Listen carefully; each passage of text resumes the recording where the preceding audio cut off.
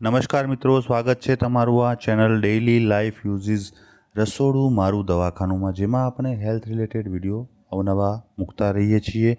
મિત્રો, આજનો આપણો ટૉપિક છે સોયાબીનના ફાયદા અને તેને ખાવાની યોગ્ય રીત. તો મિત્રો, તમે આ વિડીયોને ચોક્કસપણે અંત સુધી સ્કીપ કર્યા વગર જોશો તો તમને ખૂબ જ ફાયદો થશે, તે મારી ગેરંટી છે. તો આગળ વધીએ આજના આપણા વિડીયોમાં.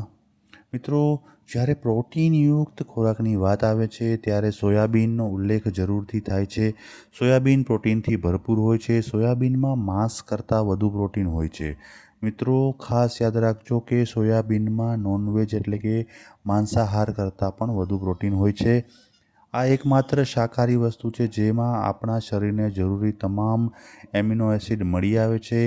સોયાબીનને વેજ મીટ પણ કહેવામાં આવે છે કારણ કે તમામ એમિનો એસિડ અન્ય કોઈ શાકાહારી ખોરાકમાં જોવા મળતા નથી.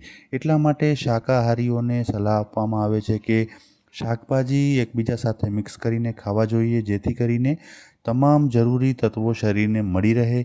જો કે આ બાબતમાં સોયાબીન અન્ય તમામ શાકાહારી ખોરાકથી તદ્દન અલગ છે. મિત્રો, સોયાબીન માત્ર પ્રોટીનથી ભરપૂર નથી, પરંતુ તેમાં વિટામિન અને મિનરલ્સ પણ હોય છે. સામાન્ય રીતે ખાવા સિવાય સોયાબીનનો ઉપયોગ અનેક રોગોની સારવારમાં પણ થાય છે. તો આજના આપણા વિડીયોમાં આપણે સોયાબીનના ફાયદાઓ વિશે ચર્ચા કરીશું. તો ચાલો મિત્રો, આગળ વધીએ. નંબર 1, પ્રોટીનનો સૌથી સારો સ્ત્રોત છે સોયાબીન. મિત્રો, સોયાબીનમાં 38થી 40% પ્રોટીન, 22% તેલ, 21% કાર્બોહાઈડ્રેટ, 12% ભેજ અને 5% ભસ્મ હોય છે.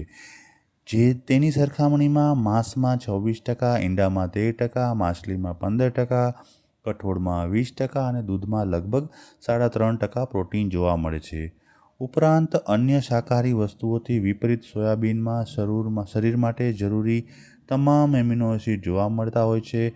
તેથી પ્રોટીનના સૌથી શ્રેષ્ઠ સ્ત્રોત તરીકે સોયાબીન શાકાહારીઓ માટે વરદાનથી ઓછું નથી. મિત્રો, હવે જાણીએ સોયાબીનના કેટલાક ફાયદાઓ વિશે.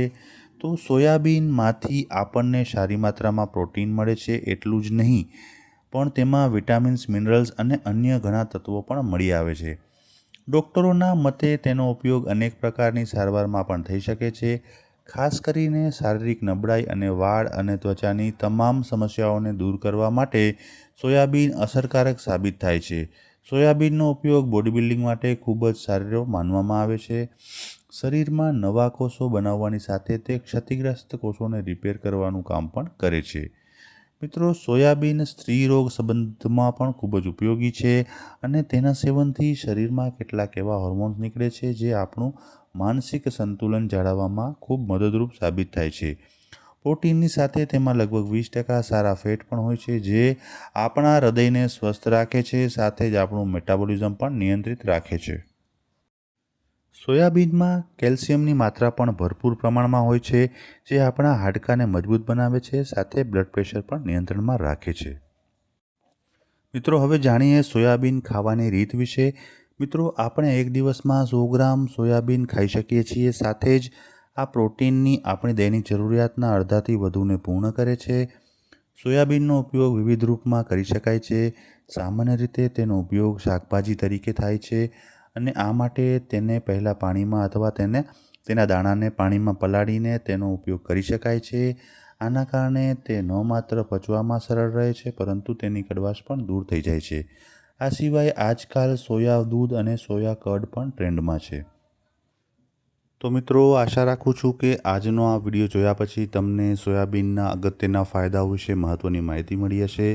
સાથે સાથે તમે સોયાબીનને ખાવાની સાચી રીત વિશે પણ જાણકાર બન્યા હશો. મિત્રો, તમને આ વિડીયો ઉપયોગી લાગ્યો હોય તો લાઈક કરો, કોમેન્ટ કરો અને તમારા મિત્રો અને પરિવારજનોમાં તેને અવશ્ય શેર કરો. તમે જો અન્ય કોઈ વિષય ઉપર વિડીયો જોવા માગતા હો મિત્રો, તો મને ચોક્કસપણે કોમેન્ટમાં લખજો, જેથી કરીને હું તે વિષય ઉપર વિડીયો બનાવવાનો અવશ્ય પ્રયત્ન કરીશ. મેં આવી જ રીતે તમારા સૂચનો ઉપર ઘણા બધા વિડીયો બનાવ્યા છે અને ભવિષ્યમાં પણ બનાવવાનો પ્રયત્ન ચાલુ રહેશે. મિત્રો, તમે આ ચેનલ પર નવા હો અથવા તો આ ચેનલને હજુ સુધી સબસ્ક્રાઈબ ન કરી હોય તો કૃપા કરીને સબસ્ક્રાઈબ કરી દો અને બાજુમાં આપેલા બેલ આઇકન ઉપર ક્લિક કરી ઓલ બટન દબાવી દો, જેથી આવનારા મારા તમામ વિડીયોઝની તમને ઇન્સ્ટન્ટ નોટિફિકેશન તમારા મોબાઈલ અને લેપટોપમાં મળી રહે. તો મિત્રો, તમે અન્ય કોઈ વિષયો પર વિડીયો જોવા માગતા હો તો મને કમેન્ટમાં ચોક્કસ લખજો. તો આપણે ફરી મળીશું એક નવા વિડીયો સાથે, એક નવી ઉર્જા સાથે, એક નવા વિષય સાથે. ત્યાં સુધી આવજો. સ્વસ્થ રહો, મસ્ત રહો.